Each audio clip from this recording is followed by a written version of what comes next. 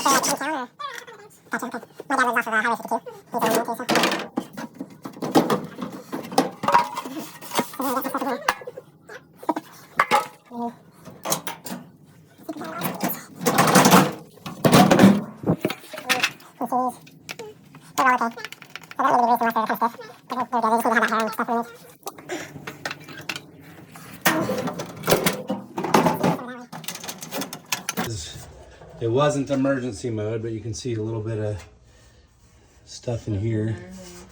This is a heating element, so you don't want to have lint built up inside of it. Right, that was what would cause a fire, right? Yeah, this stuff. And yeah, and it starts to get all scorchy, and sometimes it has stuff on the top that gets all scorchy.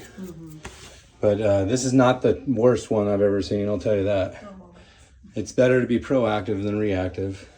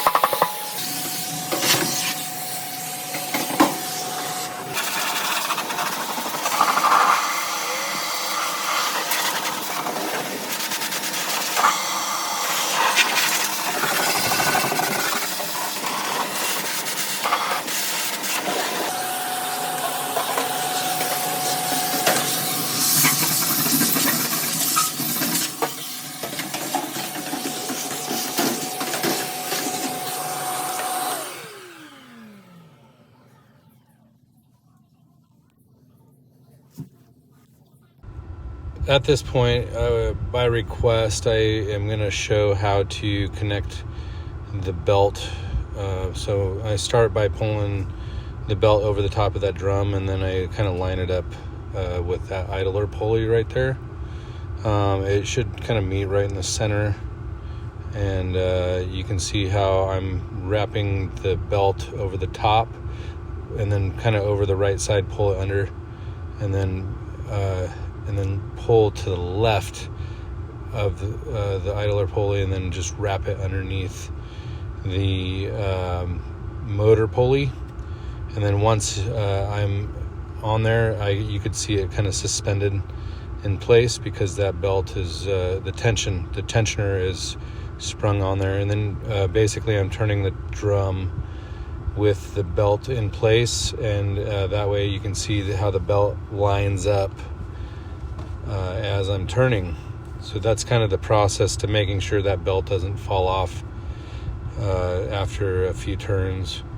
I've actually had in the past where it actually fell off after I'd already put it back together, so I've learned my lesson on that.